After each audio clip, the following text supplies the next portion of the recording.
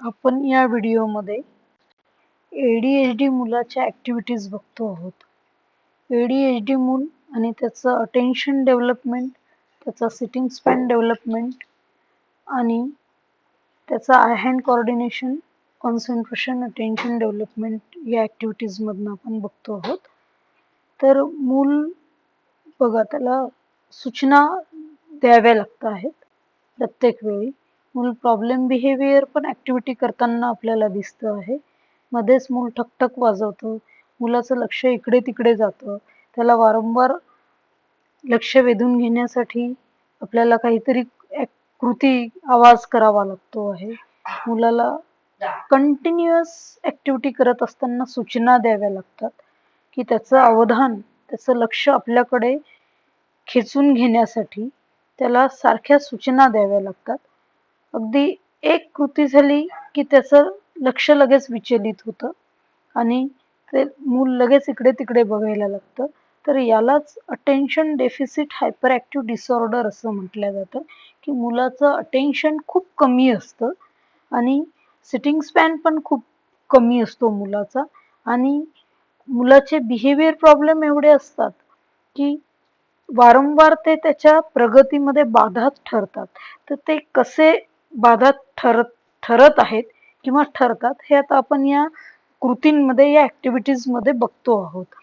तर मूल आता सांगितल्यानंतर त्याच्या सुरुवातीला आपल्याला त्याला मोटिवेट, आता बघा की तो मध्येच ठकठक आवाज करतो आहे.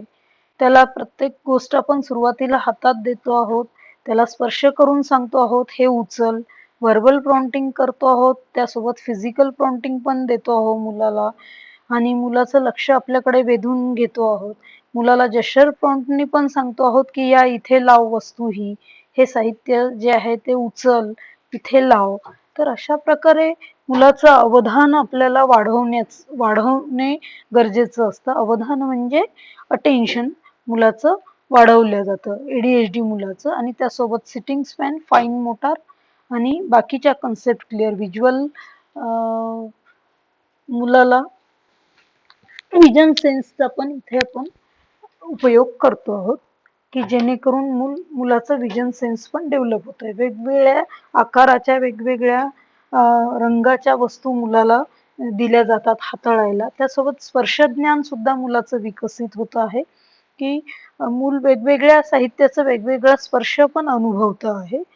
तर अशा प्रकारे जेव्हा आपण अटेन्शन, सिटिंग स्पॅन आणि आय हँड कोऑर्डिनेशनच्या ॲक्टिव्हिटी घेतो, आम्ही वारंवार आपण याविषयी मागे बऱ्याच व्हिडिओजमध्ये वेगवेगळ्या ऐकलेलं आहे. तर यातनं सुद्धा आपण मुलाचं व्हिज्युअल सेन्स डेव्हलप करत असतो. त्याचं स्पर्श ज्ञान म्हणजे टॅक्टाईल सेन्स डेव्हलप करत असतो. मुलाला वस्तू हाताने पण हाताळल्यानंतर त्याचा आकार कोणता आहे हे समजू शकतं. मूल अ, म, अ, बघून सुद्धा डोळ्यांनी त्याचा आकार कोणता आहे, त्याचा रंग कोणता आहे हे बघतं आहे. तर अशा प्रकारे मुलाच्या ॲक्टिव्हिटी घेताना तुम्हाला इथे दिसतंय बघा.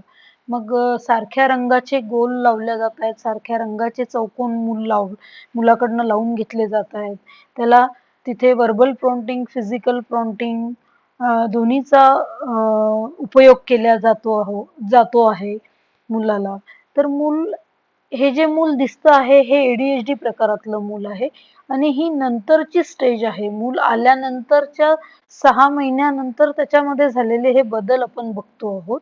सुरुवातीचा जो भाग आहे तो पुढच्या व्हिडिओमध्ये तुम्हाला दिसेल, की मूल नेमकं सुरुवातीला कसं होतं आणि हे त्यानंतर डेव्हलप झालेलं आहे. मूल अगदी आलं त्यावेळी त्याचं अटेन्शन नव्हतं, सिटिंग स्पॅन नव्हता, बिहेवियर प्रॉब्लेम खूप होते मुलाचे, की जसं आपण आता बघतो आहोत, की मूल ठकठक वाजवत आहे मध्येच काम करत असताना. त्याचं लक्ष सतत त्या वाजवण्यामध्ये आहे.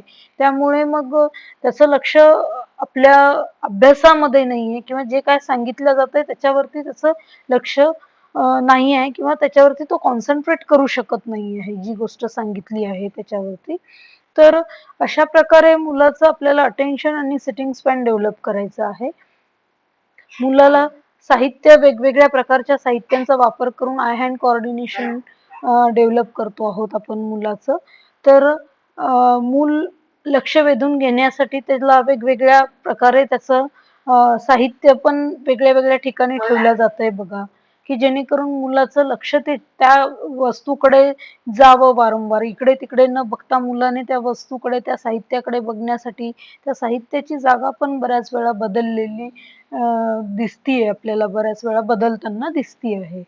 तर अशा प्रकारे मुलाचं अटेन्शन डेव्हलप करण्याचा प्रयत्न थेरपिस्ट करत असतात. तर जेव्हा अशा प्रकारे मुलावरती काम होतं, तर निश्चितच मुलामध्ये अटेन्शन डेव्हलपमेंट होतं, मुलाचा सिटिंग स्पॅन डेव्हलप होतो, मुलाचे बाकीचे सेन्स पण त्याच्यासोबत डेव्हलप करण्याचा सेन्सरी ऑर्गन्स जे आहेत त्या त्या त्याच्या डेव्हलपमेंटसाठी सुद्धा सिटिंग स्पॅन, हँड कोऑर्डिनेशन, कॉन्सन्ट्रेशनच्या ॲक्टिव्हिटी तितक्याच महत्त्वाच्या आहेत. आता बघा हे मूल सुरुवातीला आलेलं आहे, की त्यावेळी त्याचा फारसा इतका इंटरेस्ट ADHD मूल कधीच दाखवत नाही. काही ADHD मुलं हे इंटरेस्ट कधीच दाखवत नाहीत काम करत असताना किंवा कुठली गोष्ट त्यांना शिकवत असताना.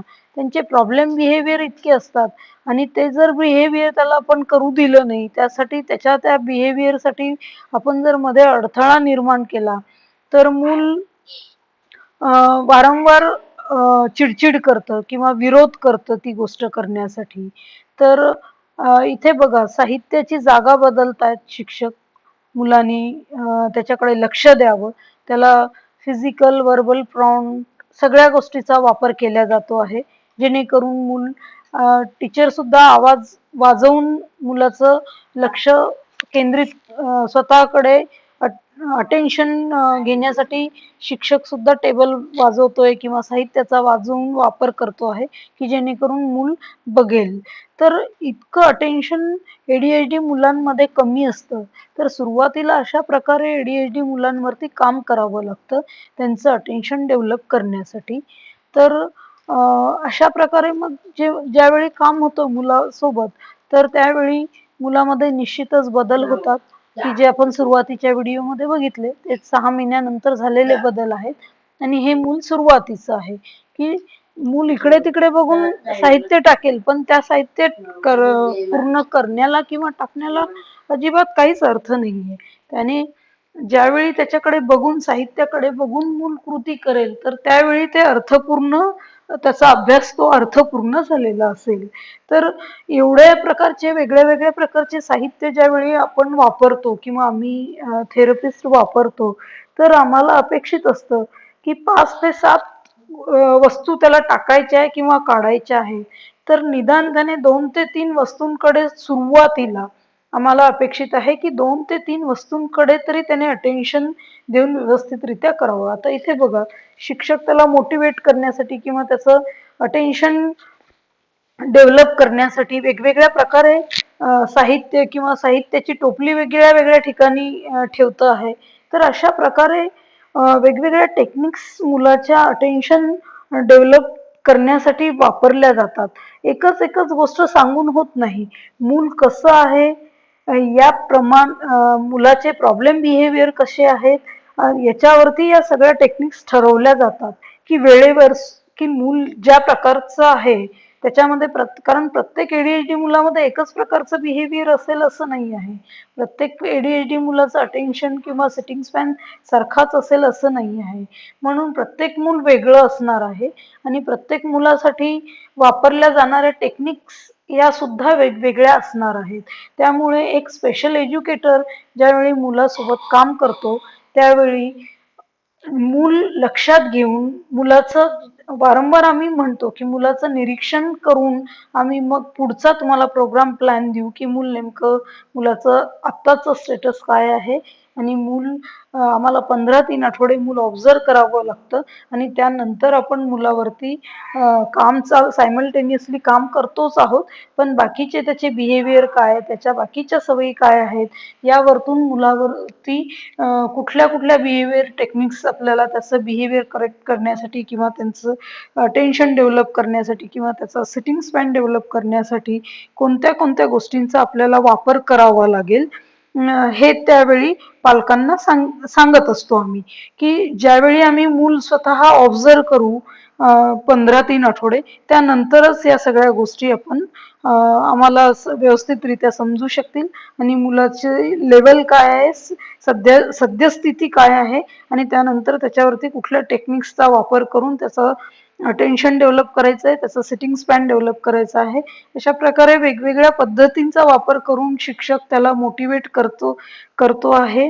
त्याचं अटेन्शन स्वतःकडे वेधून घेण्यासाठी सुद्धा वेगवेगळे आवाज किंवा साहित्य किंवा टेबलवरती वाजवून किंवा साहित्य वाजवून किंवा साहित्याची जागा बदलून अशा वेगळ्या वेगळ्या टेक्निक्स शिक्षक तिथे वापरताना आपल्याला दिसते आहे. तर जेव्हा मुलावरती अशा प्रकारे काम होईल तर निश्चितच तुमच्या मुलामध्ये निश्चितच बदल होतील. सिटिंग स्पॅन वरती मी जसं सुरुवातीला सांगितलेलं आहे की मुलाच्या सिटिंग स्पॅन वरती अगोदर काम होणं गरजेचं आहे. मुलाचं अटेन्शन डेव्हलप होणं गरजेचं आहे. मूल ADHD प्रकारातलं असो किंवा ऑटिझम प्रकारातलं असो, तर अशा प्रॅक्टिकली कृती बघतो आहोत आपण ही करताना की कशा पद्धतीने मुलावरती काम केलं जातं आहे आणि मूल अशा प्रकारे मुलाचं डेव्हलपमेंट अटेन्शन असेल, सिटिंग स्पॅन असेल आपल्याला आणि फाईन मोटार आहे, व्हिज्युअल सेन्स आहे, त्याच्यासोबत मुलाला ऑडिटरी सेन्स सुद्धा मुलाचा, की आपण ऍक्टिव्हिटी घेत असताना बऱ्याच वेगळ्या वेगळ्या सूचना मुलाला देतो आहोत, तर त्या सूचना सुद्धा मूल समजतंय. ठेव, उचल, काढ, घे, आण, दे अशा वेगवेगळ्या साध्या सूचना आहेत, तर त्या सुद्धा मूल समजतं आणि मग नंतर त्या हळूहळू मूल फॉलो करायला शिकतं. तर अशा प्रकारे ज्यावेळी मुलावरती काम करतो तर आपल्याला मुलामध्ये निश्चितच बदल झालेले दिसून येतात. तर अटेन्शन डेव्हलपमेंटसाठी अशा वेगवेगळ्या टेक्निक्स मूल जसं असेल त्याप्रमाणे वापराव्या लागतात विशेष शिक्षणाला. तर हे त्यावेळी भयंकर त्याचे प्रॉब्लेम बिहेवियर, आता तरी बऱ्यापैकी शांत आहे किंवा बऱ्यापैकी सूचना समजू शकतो आहे, बऱ्याच सूचना समजून फॉलो करतो आहे. मुलाचं बिहेवियर पण तितकंच महत्वाचं आहे. त्याच्या शिक्षणामध्ये बिहेवियर जे अडचणीचं ठरतं, तर त्यावेळी मुलावरती काम करताना वेगवेगळ्या टेक्निक्सचा वापर करून शिक्षकाला मुलाला शिकवावं लागतं. मूल आलं त्यावेळी रिकामा सरफेस दिसला की मूल कंटिन्युअस वाजवत असायचं. सरफेस रिकामा दिसला की सारखं वाजवत असायचं. तर त्याच्यावरती आम्ही एक टेक्निक वापरली की मुलाला जर असे आवाज येणारे सरफेस दिसले, मग ती जमीन असेल किंवा टेबल असेल, तर तो मूल लगेच वाजवायला चालू करायचं. तर त्याच्यावरती आम्ही एक पर्याय केला की सुरुवातीला मग टेबलवरती आम्ही एक बेडशीट वगैरे अंथरून द्यायचो की त्याला तो रिकामा सरफेस आहे असं दिसलंच नाही पाहिजे आहे, की त्याच्यावरती वाजवल्यानंतर त्याला आवाज येणार नाही. मग मूल हळूहळू ते आवाज येत नाहीये म्हणून ती कृती करायची टेबलवरती वाजवण्याचं मुलाने थांबवलं हळूहळू. मूल अक्षरशः थुंकी काढून मूल त्याच्याशी खेळायचं टेबलवरती. ती कृती सुद्धा मुलाची बंद झालेली आपल्याला आता या व्हिडिओमध्ये दिसती आहे. तर अशा प्रकारे या मुलाचं बिहेवियर होतं. तर बऱ्यापैकी ज्यावेळी ती टेक्निक वापरली आणि खाली बसल्यानंतर सुद्धा आपण मुलाला बसवलेलं जेव्हा आहे तर तिथे चटई अंथरलेली आहे, त्यामुळे मग मुलाने जरी खाली वाजवलं तरी त्याला फारसा तिथनं आवाज येणार नाही. तर अशा प्रकारे त्याचं जे ठकठक वाजवण्याचं बिहेवियर आहे ते म्हणजे जवळजवळ 6 महिन्यात 95% ते बिहेवियर मुलाचं कमी झालेलं होतं आणि थुंकी काढणे हे बिहेवियर तर जवळजवळ 1-1.5 महिन्यातच मुलाचं कमी झालेलं होतं. तर अशा प्रकारे त्याच्या बिहेवियर करेक्शनसाठी या टेक्निक आम्ही वापरल्या होत्या की टेबलवरती एक बेडशीट अंथरून दिली होती की ज्यामुळे मूल थुंकी काढून त्याच्याशी खेळणार नाही आणि त्याचं लक्ष आपण जे त्याच्याकडनं काम करून घेतो आहे त्याच्यावरती जाईल. म्हणून आज मूल या व्हिडिओमध्ये व्यवस्थितरित्या आपण जे सांगू त्या सूचना फॉलो करताना आपल्याला दिसतं आहे. तरीही मूल बऱ्याच ठिकाणी आपल्याला विरोध करताना सुद्धा दिसतं आहे. त्याला बऱ्याच वेळा करायचं नसतं, उठून पळून जायचं असतं, तरीही मूल बऱ्यापैकी त्याचा सिटिंग स्पॅन डेव्हलप झालेला आहे आणि मूल कृती करण्याचा चांगला प्रयत्न आपल्याला व्हिडिओमध्ये कृती करताना मूल चांगल्या प्रकारे कृती करताना दिसतं आहे. तर एवढं अटेन्शन मुलाचं मागच्या 6 महिन्यांमध्ये त्याच्यामध्ये हे बदल झालेले आपल्याला दिसून आलेले आहेत आम्हाला. तर ADHD मूल आहे हे आणि भयंकर हायपर होतं. खूप सारे बिहेवियर प्रॉब्लेम होते या मुलाचे. तर त्याच्यावरती जेव्हा आम्ही काम चालू केलं, त्यावेळी पालक असतील किंवा स्पेशल एज्युकेटर आहे, त्याच्यासोबत काम करणारे आम्ही थेरपिस्ट आहोत. तर भयंकर मुलाचं त्रासदायक बिहेवियर होतं. तर ते हळू-हळू 6 महिन्यामध्ये आम्ही या लेव्हलला मूल आणलेलं होतं आणि आता हे मूल 1.5 वर्ष झालं आमच्याकडे थेरपी घेतं आहे.